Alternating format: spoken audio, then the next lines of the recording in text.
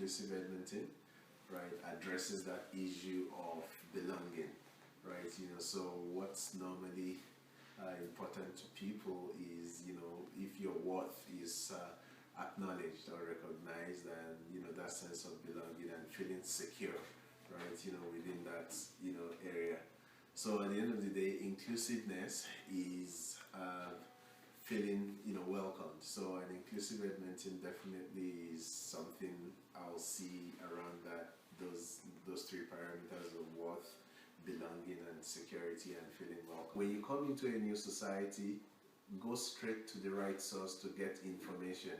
I do have personal experience where the first time I got to Canada, I had the fortune of speaking to a number of people, and some of those people that I did speak to, some of them discouraged me, some of them encouraged me, and many of them that did discourage me on the account that all the buildings that needs to be designed, or all the things that needs to be done has already been done, and it's very difficult to get minorities, right, give minorities license.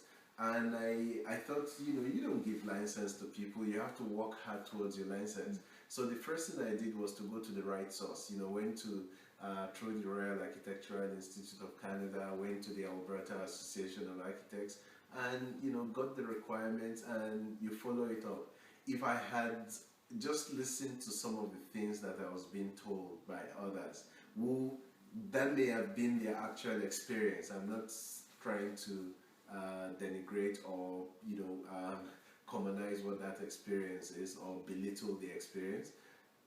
That may not necessarily be your experience. It may just be one-off kind of situation, or something that was not clarified properly. But the key thing is, please always go to the right source. Go to the right source to get the right kind of information, and that's the first step towards towards making sure that you achieve your aim. So yes and no, depending on who you talk to. But what I do know is that I think the architecture industry is actually one of the most inclusive industry based on my experience.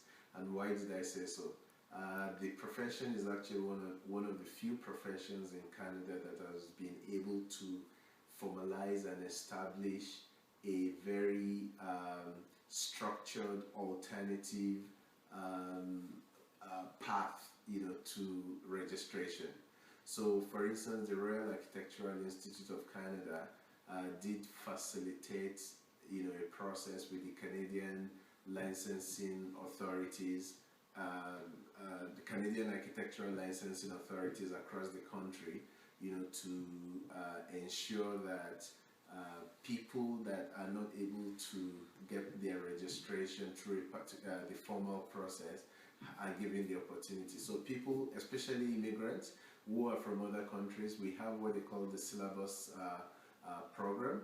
But the second program is what we call the BIFA, the Broadly Experienced Foreign Architect, which is a program that we did with the Canadian Architectural Licensing Authority. So what it is for immigrants and people that come from other countries, if you're a registered architect, from those countries, what it does is when you're registered and you have the minimum experience, when you come in here, you go through the Broadly Experienced Foreign Architects program,